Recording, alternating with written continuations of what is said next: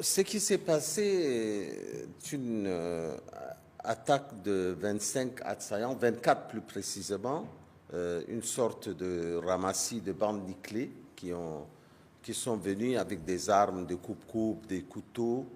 Ils sont venus à bord d'un véhicule qu'on appelle communément Dina. Ils étaient 25 personnes, un ou deux véhicules, l'enquête va le confirmer. Et le véhicule a semblé être en panne devant la présidence. Et comme le véhicule a semblé être en panne dans la présidence, ils sont descendus de façon violente et ils ont poignardé les 4 gardes qui étaient présents. Ils ont tué un et blessé grièvement 2 et un autre est blessé, mais sa vie n'est pas en danger. Ensuite, ils ont pu pénétrer à une courte distance à l'intérieur de la présidence. Et un des gardes a commencé à tirer et ça a réveillé la vigilance des autres gardes postés tout autour et ils ont été très facilement maîtrisés. Alors, le premier constat qu'on a fait, le procureur de la République donnera des explications plus précises dans les heures qui suivent. On a constaté qu'ils avaient beaucoup d'alcool, des petites bouteilles d'eau remplies d'alcool, on dirait du whisky ou quelque chose comme ça, et avec un peu de drogue. Ils étaient complètement drogués, du moins les survivants. Il y a eu 18 morts de leur côté et 6 surveillants qui sont entre les mains des forces de la justice.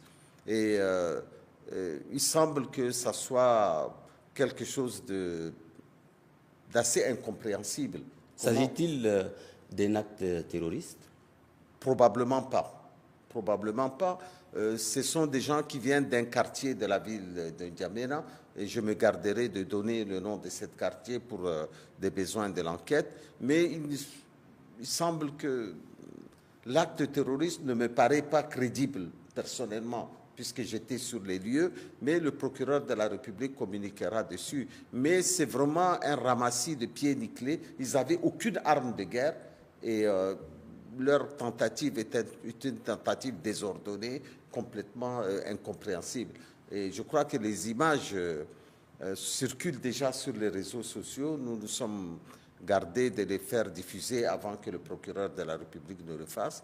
Il y a eu beaucoup de spéculation autour, mais je tiens à rassurer l'ensemble des Tchadiens. Le dispositif militaire d'ailleurs autour de la présidence a été levé en grande partie.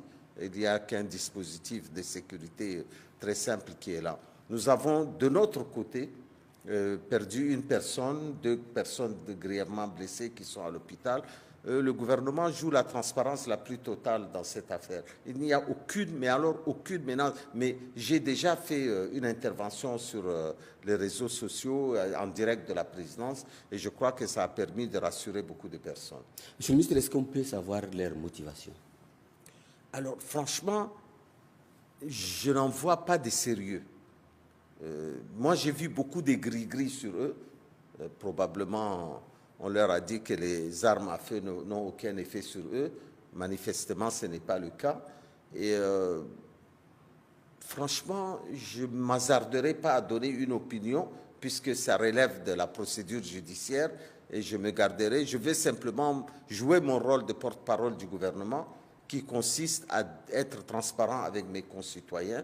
Et le président de la République, le maréchal Mamadi Idriss Déby, a tenu à ce qu'on vienne donner et rassurer sa population, rassurer son peuple que c'est une attaque qui est complètement désespérée. Ni les institutions de la présidence de la République, l'institution présidentielle, ni les autres institutions de la République, ni aucune menace ne pèse actuellement sur le pays.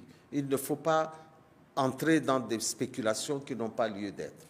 Les réseaux sociaux fusent de partout et diffusent des informations non vérifiées. Qu'est-ce que vous pouvez donner comme conseil aux Tchadiens? Bon, d'abord, c'est quelque chose, s'il n'y a pas de mort, ça prêterait à sourire, tellement l'acte est désespéré. Mais quand même, il y a beaucoup de jeunes qui sont morts dans cette tentative. Ce sont, à première vue, des Tchadiens qui parlent l'arabe, qui sont des gens bien identifiés, qui viennent, je crois, d'un quartier du sud de la ville de N'Djamena. mais je n'en dirai pas plus. Mais tout ce que je peux dire à mes compatriotes, c'est de vaquer largement à leurs occupations. Le chef de l'État a tenu à ce que je vienne à la télévision rassurer les compatriotes. Et je crois que tout le monde a compris, hein, le calme est définitivement revenu, mais il nous paraît essentiel quand même de donner cette explication aux Tchadiens qui méritent des explications, parce que c'est quand même la première institution de la République qui a été touchée, et il est important de souligner. Mais il faut saluer quand même la bravoure de nos forces et l'impressionnant dispositif militaire. Moi-même, j'ai été vraiment impressionné quand je suis arrivé à la présidence. Très vite, juste après les coups de feu, je me suis précipité à la présidence et j'ai trouvé un dispositif assez incroyable. On a quand même une bonne armée. On a une très, très bonne armée. Les Tchadiens peuvent dormir tranquilles, dormir sur leur lori et sur leurs deux oreilles. Et notre pays est bien gardé quand même, hein. Félicitations aux forces de défense et de sécurité.